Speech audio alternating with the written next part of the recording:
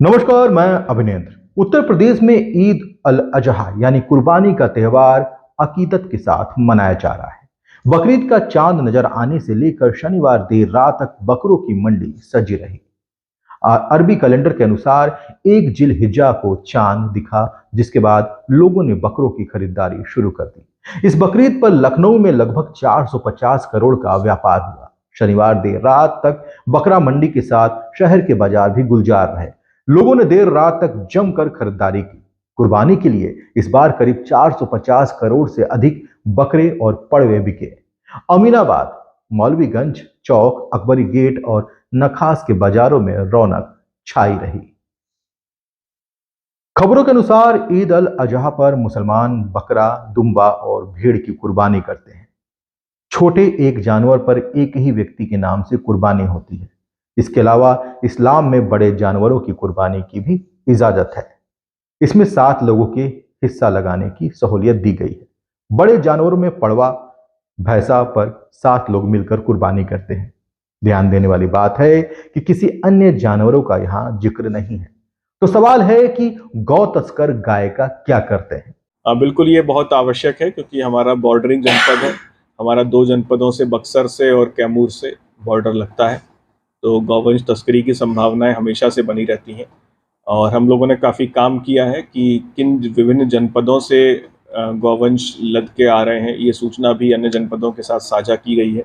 और विभिन्न जनपदों के कौन कौन गौ तस्कर हैं जो लोग हमारे यहाँ का रूट यूज़ करके बिहार एवं बंगाल तक ये पशु लेके जाते हैं, तो उस पर भी हम लोग काम कर रहे हैं और सूचना उनसे साझा भी की गई है। अन्य जनपदों को भी लिखा गया है और अधिकारियों को भी सूचना दी गई है कि इन पर वो अपने जनपद में भी कार्रवाई करें, वहाँ पर इनकी हिस्ट्री शीट खोली जाए, इनके विरुद्ध अन्य कार्रवाइयाँ की। खैर, अंधविश्वास नामक बीमारी से ग्रसित कुछ लोगों को मोहब्बत नहीं, केवल नफरत प्यारी होती है। और जब दिल में नफरत भरी हो तो उसे जताने के लिए तो बस बहाने की जरूरत होती है। अंधविश्वास किसी भी समाज के विकास में रोड़ा बन जाता है। इसे समझने और समझाने की भी जरूरत है। खैर, बकरीद से पहले वाराणसी और गाजीपुर पुलिस ने गौ तस्करी पर बड़ा एक्शन लिया। जनपद गाजीपुर में गौ तस्करी के खिलाफ पुलिस ने बड़ा अभियान चलाया है। जनपद के सभी थाना क्षेत्रों के क्षेत्राधिकारियों और थाना प्रभारियों के नेतृत्व में विशेष टीमों का गठन किया गया।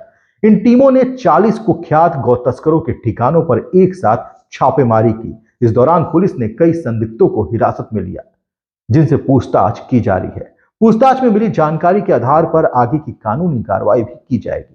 साथ ही सभी संदिग्धों का आपराधिक इतिहास भी खंगाला जा रहा है।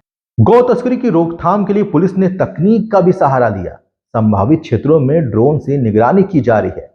इन क्षेत्रों की वीडियोग्राफी और फोटोग्राफी भी कराई जा रही है। पुलिस नए गौ तस्करों की पहचान कर उन्हें सूचीबद्ध कर रही है। पुलिस अधीक्षक डॉक्टर कीरच राजा के मुताबिक जनपद में 40 गौ तस्करों की सूची के आधार पर कार्रवाई की गई। कई गौ तस्करों और संदिग्धों को हिरासत में लिया गया है। पुलिस को कुछ संदिग्ध वस्तुएं भी मिली हैं, जिनकी जांच की जा रही है। बताया जा रहा है कि पिछले दिनों में लगभग 30 मुकदमे दर्ज किए गए हैं। कई गौ तस्करों पर गैंगस्टर एक्ट के तहत कार्रवाई भी की गई है। 7 गैंग पंजीकृत भी किए गए हैं। एसपी ने कहा है कि गाजीपुर में 105 किलोमीटर लंबा नदी का किनारा है, जो बिहार से सटा हुआ है। नदी मार्ग से होने वाली गौ तस्करी रोकने के लिए दिन में ड्रोन सर्वेलेंस किया गया है। हॉटस्पॉट चिन्हित किए गए हैं, जहां भविष्य में छापेमारी की जाएगी। नाइट विजन ड्रोन से रात्रि पेट्रोलिंग की जाएगी। उन्होंने बताया कि गौ तस्करों पर गैंगस्टर, गुंडा एक्ट और एनएसए तक की कार्रवाई की जाएगी। बिहार के बक्सर और कैमूर जनपदों से सटी सीमा के कारण गौ तस्कर बिहार और बंगाल तक पशु तस्करी करते हैं, जिस पर हर हाल में रोक लगाई जाएगी। हमारे जनपद के 40 गौ तस्कर हैं, जो कि सूची हमारे द्वारा और शासन के द्वारा बनाई गई थी। उन 40 गौ तस्करों की सूचना हम लोग के द्वारा एकत्र की गई और वो कहाँ रहते हैं, ये सब जगह पर हमारे द्वारा आइडेंटिफाई की गई। और फिर उसके बाद 40 विभिन्न टीमों ने कल रात में एक साथ उन 40 स्थानों पर रेड की और काफ़ी गौ तस्करों को हम लोगों ने पूछताछ के लिए थाने पर लेके गए हैं। उनसे पूछताछ की जा रही है, उनसे अहम जानकारियाँ जुटाई जा रही है। कुछ लोगों के पास संदिग्ध वस्तुएं भी प्राप्त हुई हैं, उनकी भी हम लोग जांच कर रहे हैं थॉरोली कि क्या है और किस तरह से वो लोग चीज़ करते हैं। उनके फ़ोन्स चेक किए जा रहे हैं कि फ़ोन में किस तरह की इन्फॉर्मेशन उनसे प्राप्त होती है। तो इसका जो मेन मोटिव है ये है कि हर हाल में गौ तस्करी पर हमें रोक लगानी है। हम लोगों का बॉर्डरिंग जनपद है और मैं जानकारी के लिए आपको बता दूं कि भी हाल फिलहाल बहुत ही अच्छी कार्रवाइयाँ हमारे जनपद में हुई हैं और लगभग 30 मुकदमे पंजीकृत किए गए हैं और काफ़ी भारी संख्या में गौ तस्करों पर कार्रवाई भी हुई, गैंगस्टर भी बनाए गए हैं और 7 गैंग भी हम लोग के द्वारा पंजीकृत किए गए हैं। तो ये कार्रवाई निरंतर अनवरत जारी है और इसमें आगे भी और भी कठोर कार्रवाइयाँ इसमें होती रहेंगी। तो ये कार्रवाई इसी के क्रम में थी कि हमें हर हाल में गौ तस्करी पर रोक लगानी है।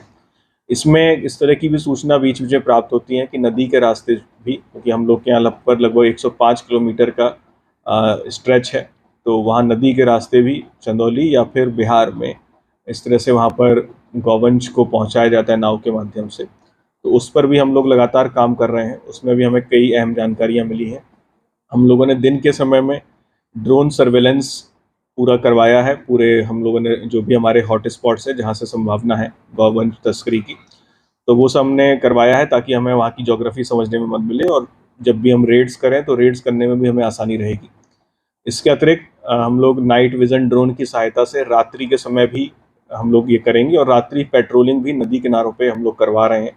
इसमें बोट पेट्रोलिंग का भी एक विकल्प है, हम उस पर भी काम कर रहे हैं और हमारे सभी अधिकारीगणों ने मेरे द्वारा स्वयं हम लोगों के द्वारा रात में भी विभिन्न हॉट स्पॉट्स पर जो नदी के किनारे तक चल के स्वयं हम लोगों के द्वारा टीम के साथ इन स्थानों की चेकिंग की गई है और उन सभी पर हम लोग काम कर रहे हैं और जो भी इस तरह के कृत्य में शामिल होंगे उनके विरुद्ध हम लोग कठोर कार्रवाई करने जा रहे हैं, जिसमें गैंगस्टर, गुंडा, NSA तक की कार्रवाई उनके विरुद्ध है। 14 एक संपत्ति जब्तीकरण भी किया जाएगा और इन सभी का ऐसे गैंग्स का पंजीकरण भी हम लोग ऑलरेडी हम लोगों ने काफ़ी भारी संख्या में कराया है, आगे भी हम लोग गैंग पंजीकरण भारी संख्या में कराएंगे कि ऐसे जो भी लोग हैं और उन पर हम लोग उन्हीं की भाषा में जवाब दिया जाएगा और कठोर कार्रवाई की जाएगी और हाल में कठोर कार्रवाइयाँ हुई भी हैं और ये क्रम अनवरत भविष्य में जारी रहेगा और भी हम लोग और भी इससे भी बड़ी कठोर कार्रवाइयाँ गौ तस्करों के विरुद्ध करने जा रहे हैं। इनके पास से कुछ बरामद भी हुआ क्या?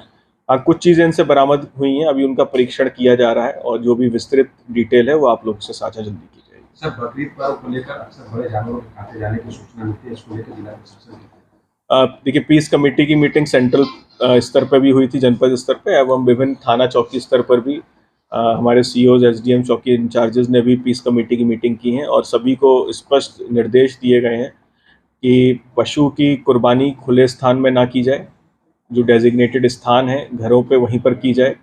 दूसरा, स्पष्ट बताया गया है कि जो भी नमाज है वो खुले स्थान पे नहीं पढ़ी जाएगी।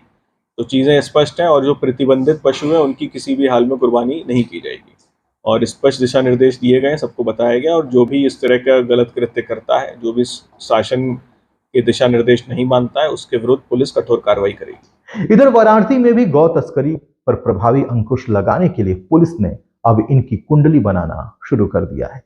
इसके लिए जनवरी माह से अब तक गिरफ्तार किए गए गौ तस्करों की क्राइम हिस्ट्री को पुलिस ने खंगालना शुरू कर दिया है। गौ तस्करी पर प्रभावी अंकुश लगाने के लिए गिरफ्तार किए गए गौ तस्करों से उनके स्रोत यानी वो गोवंश कहां से लाते हैं और गंतव्य स्थान वो कहां लेकर बेचते हैं, इसके साथ ही गौ तस्करी में किन किन मार्गों से वो जाते हैं और गौ तस्करी के लिए उनकी मूविंग टाइम यानी निकलने का समय क्या होता है, इन सब बिंदुओं को लेकर पुलिस पड़ताल कर रही है। गौ तस्करी पर नियंत्रण लगाने के लिए हाईवे पर विशेष निगरानी की जा रही है।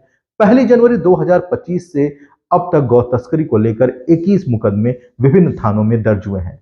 इसमें 37 बदमाशों को पुलिस ने गिरफ्तार किया है। इसके साथ ही गौ तस्करों और पुलिस के बीच 6 मुठभेड़ हुई है, जिसमें गौ तस्करी में संलिप्त 7 बदमाश घायल हुए हैं। गौ तस्करी को लेकर कई सवाल हैं। बड़ा सवाल यह है कि गौ तस्करी में आखिर किस तरह के लोग शामिल हैं और ये गौ तस्करी क्यों हो रही है। आखिर उन गाय का क्या किया जाता है, उन गौवंशों का क्या किया जाता है जिसके लिए ये तस्करी होती है। तो इन तस्करों के ऊपर सख्त से सख्त कार्रवाई होनी ही चाहिए और पुलिस एक्शन मोड में भी है। इस खबर में इतना ही। अन्य महत्वपूर्ण खबरों को देखने के लिए आप देखते रहिए अपना भारत टाइम्स। हमारे चैनल को सब्सक्राइब कर लीजिए यदि आपने नहीं किया है। फेसबुक पर हैं, एक्स पर हैं, इंस्टाग्राम पर हैं तो फॉलो जरूर करिए और यूट्यूब पर चैनल को ज्वाइन करके हमें आर्थिक सहयोग करें ताकि ईमानदारी के पैसे से हम आप तक निष्पक्ष खबरें पहुंचा सकें। आपका बहुत बहुत धन्यवाद।